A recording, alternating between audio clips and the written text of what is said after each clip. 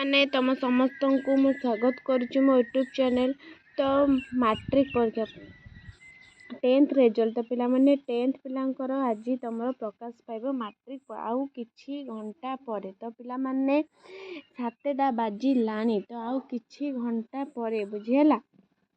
ଆଉ ଫାଇନାଲି କ'ଣ ନା 2.5 ଘଣ୍ଟା ପରେ ତମର ରେଜଲ୍ଟ ବାହାରିବ। ତ ପିଲାମାନେ 2.5 ଘଣ୍ଟା ପରେ ତମର ରେଜଲ୍ଟ ବାହାରିବ। ମନରେ ଡର କ'ଣ ସବୁ କିଛି ଜାଣି ହେଉଛି ପିଲାମାନେ।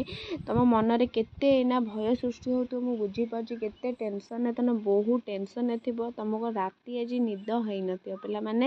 ଠିକ୍ କହିଲି ନା କହି ମୋତେ କମେଣ୍ଟ କରିବ। ତମ ରାତି ଆଜି ନିଦ ହେଇନଥିବ। ତ କ'ଣ ହେବ କ'ଣ ନାହିଁ ମାଟ୍ରିକ ସମସ୍ତଙ୍କର ମାଟ୍ରିକ ପରୀକ୍ଷା ଏଇନା ତ ମାଟ୍ରିକରେ ସମସ୍ତେ ପାସ୍ ହେଇଯାଉଛନ୍ତି। ତ ଯେହେତୁ ଏବେ ଇଲେକ୍ସନ୍ ଥିଲା ତ ଆହୁରି ବେଟର୍ ମାର୍କ ସମସ୍ତଙ୍କର ଥିବ। ତ ମୁଁ ଜାଣିଛି 10th ପିଲାଙ୍କର ବହୁତ ଭଲ ମାର୍କ ଥିବ। ପିଲାମାନେ 10th ପିଲାଙ୍କର ବହୁତ ଭଲ ରେଜଲ୍ଟ ଆସିଛି। ପିଲାମାନେ ବ୍ୟସ୍ତ ହେବା ନାହିଁ। ତ କେଉଁ ୱେବସାଇଟ୍ରେ ଦେଖିବ କ'ଣ ତ ଚାଲ ଆମେ ଜାଣିବା। ଆଜି ପ୍ରକାଶ ପାଇବ ମାଟ୍ରିକ ପରୀକ୍ଷା ଫଳ। କ'ଣ ହେବ ନା ମାଧ୍ୟମିକ ଶିକ୍ଷା ପରିଷଦ ପକ୍ଷରୁ ବାର୍ଷିକ ହାଇସ୍କୁଲ ସାର୍ଟିଫିକେଟ୍ ମାଟ୍ରିକ ପରୀକ୍ଷା ଫଳ ଆସନ୍ତାକାଲି ରବିବାର ସକାଳ 10:30 କେତେଟାରେ ବାହାରିବ ନା 10:30। 10:30ରେ କଟକ ସ୍ଥିତ ବୋର୍ଡ଼ ମୁଖ୍ୟ କାର୍ଯ୍ୟାଳୟରେ ପ୍ରକାଶ ପାଇବ। ମାଟ୍ରିକ ସହ ମାଧ୍ୟମ ସଂସ୍କୃତ ଟୋଲ୍ ଓ ରାଜ୍ୟ ମୁକ୍ତ ବିଦ୍ୟାଳୟ ସାର୍ଟିଫିକେଟ୍ ପରୀକ୍ଷା ପ୍ରଥମର ଫଳାଫଳ ପ୍ରକାଶ କରାଯିବ। ମାଟ୍ରିକ ମଧ୍ୟମା ଓ ଯୁକ୍ତ ବିଦ୍ୟାଳୟ ପରୀକ୍ଷାର ଫଳ ରବିବାର ସକାଳ 11:30ରେ ବୋର୍ଡ଼ ୱେବସାଇଟ୍। ତ ପିଲାମାନେ ତମର 10:30ରେ ତମର କ'ଣ ନା ଆସିବ କଟକ ବୋର୍ଡ଼କୁ ବୁଝିଲା। 10:30ରେ କଟକ ବୋର୍ଡ଼କୁ ଆସିବ। କିନ୍ତୁ ତମେ ୱେବସାଇଟ୍ରେ ତମେ କେତେବେଳେ ଦେଖିବ ନା 11:30। ତ ପିଲାମାନେ ତମେ ଦେଖିବ 11:30 ବୁଝିଲା। ବୋର୍ଡ଼ ୱେବସାଇଟ୍ରେ ତମେ ଦେଖିବ 11:30 www.bseodia.ac.in ରେ ଉପଲବ୍ଧ ହେବ କ'ଣ ନା ତମର ମାଟ୍ରିକ ରେଜଲ୍ଟ ବୁଝିଲା। ତ ତମର 11:30ରେ ତମେ ୱେବସାଇଟ୍ ଖୋଲ। 10:30ରେ ଖୋଲିବନି କାହିଁକିନା ତମର ଆସିନଥିବ। ତମର 10:30ରେ ତମର ବୋର୍ଡ଼ ଯେଉଁଠି ସେଣ୍ଟର ଅଛି କଟକ ବୋର୍ଡ଼ ତ ସେଠିକି ଆସିବ। ତ ସେଇ 10:30ରେ କଟକ ବୋର୍ଡ଼ ୱେବସାଇଟ୍ରେ ଛାଡ଼ିବ 11:30ରେ। 11:30ରେ ତମେ ଦେଖିପାରିବ।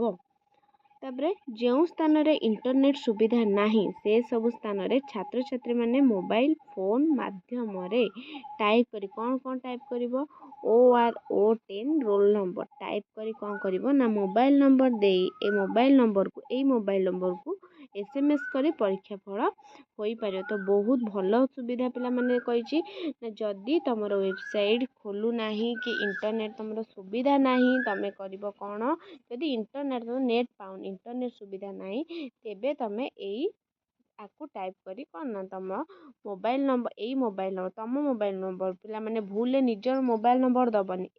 ତମ ନିଜ ମୋବାଇଲ ନମ୍ବର ଦେଲେ କେମିତି ଆସିବ ଏଇ ମୋବାଇଲ ନମ୍ବର ଦେଲେ SMS କଲେ ତମର ସେ ପରୀକ୍ଷା ଫଳ କହିଦିଏ। ତମେ ରୋଲ୍ ନମ୍ବର OR10 ଦେଇଦେବ। ଏହାକୁ SMS କରି ପରୀକ୍ଷା ଫଳ ତମର ପାଇପାରିବ। ଦିନ 12:30 ପରେ ଛାତ୍ରଛାତ୍ରୀଙ୍କ ଟାବୁଲେସନ୍ ରେଜିଷ୍ଟ୍ରେସନ ନମ୍ବର ସ୍କୁଲରୁ ମିଳିବ। ବିଦ୍ୟାଳୟର ମୁଖ୍ୟ ପ୍ରଧାନ ଶିକ୍ଷକମାନେ ୟୁଜିର ID ଓ ପାସୱାର୍ଡ଼ ବ୍ୟବହାର କରି ଟାବୁଲେସନ୍ ରେଜିଷ୍ଟରକୁ ଡାଉନଲୋଡ୍ କରିପାରିବ। ଚଳିତ ବର୍ଷ ପ୍ରଥମ କରି ବୋର୍ଡ଼ ପକ୍ଷରୁ ଫଳ ପ୍ରକାଶ ଦିନ ଛାତ୍ରଛାତ୍ରୀଙ୍କୁ ଡିଜିଟାଇଜ୍ ବୋର୍ଡ଼ ସାର୍ଟିଫିକେଟ୍ ପ୍ରଦାନ ବ୍ୟବସ୍ଥା ହୋଇଛି। ରବିବାର ଅପରାହ୍ନ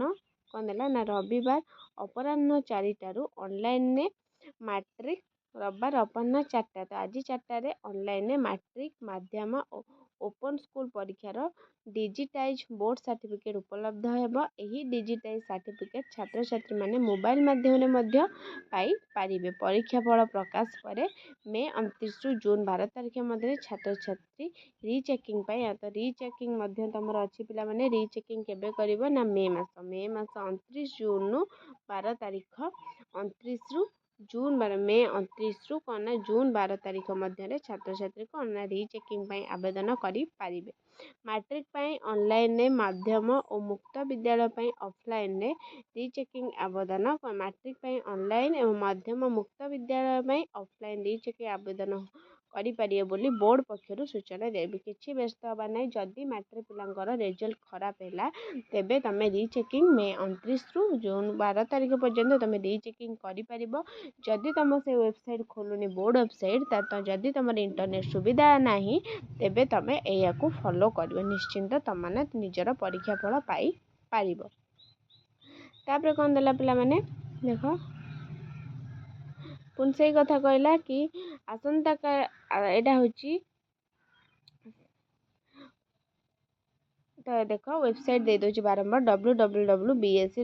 ତ କେତେ ପିଲା ପରୀକ୍ଷା ଦେଇଥିଲେ ପିଲାମାନେ ତମର ଚଳିତ ବର୍ଷ CBSE ପରୀକ୍ଷା ଫଳ ଥିଲା ହାର 93.6% ହୋଇଥିବା ବେଳେ ମାଧ୍ୟମିକ ଶିକ୍ଷା ପରିଷଦ ବୋର୍ଡ଼ ପରିଚାଳିତ ମାଟ୍ରିକରୁ ପାସ୍ ହାର ଏଥର 46%ରୁ ଅଧିକ ହୋଇଥିବାରୁ ତ ବ୍ୟସ୍ତ ହେବା ନାହିଁ। 93% ହେଇଥିବା ବେଳେ ଏଥର 96%ରୁ ଅଧିକ ହେଉଛି ପିଲାମାନେ, ବୁଝିହେଲା। ତ ଯେହେତୁ ପାସ୍ ହାର ବଢ଼ିଛି ସବୁ ପିଲା ପାସ୍ ହବ। ପିଲାମାନେ ଲେଖିଛ ପାସ୍ ହବ, ଟେନସନ୍ ହେବାର ନାହିଁ। କ'ଣ ଦାନ୍ତ ଘଷି ଗାଧେଇ ପାଧେଇ ଖାଇ ପିଇ ଠାକୁରଙ୍କୁ ପ୍ରଣାମ ହେଇ ତମେ ବସ ମୋବାଇଲ ପାଖରେ, ବୁଝିହେଲା। ଟେନସନ୍ ନେବାର ନାହିଁ, ଆରାମରେ ତମର ବାହାରିବ ରେଜଲ୍ଟ, ବୁଝିହେଲା। ତ ଆଜି ଥିଲା ଏତିକି। ତ ଭିଡ଼ିଓ ଭଲ ଲାଗିଥିଲେ ଲାଇକ୍ ସେୟାର ସବସ୍କ୍ରାଇବ୍ କରିଦେବ। ରହୁଛି, ଧନ୍ୟବାଦ।